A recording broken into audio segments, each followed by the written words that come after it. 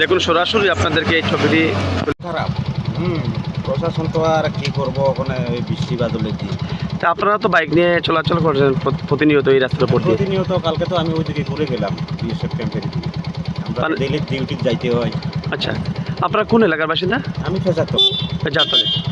তো পরিশেষে কি বলবেন এই রাস্তা নিয়ে, যে দীর্ঘদিন যাবত এই রাস্তাটি খারাপ হয়ে পড়েছে? একটু ঠিক হইলে একটু ভালো আসলো, আমরা লাগে সুবিধা। আচ্ছা, কি নাম আপনার?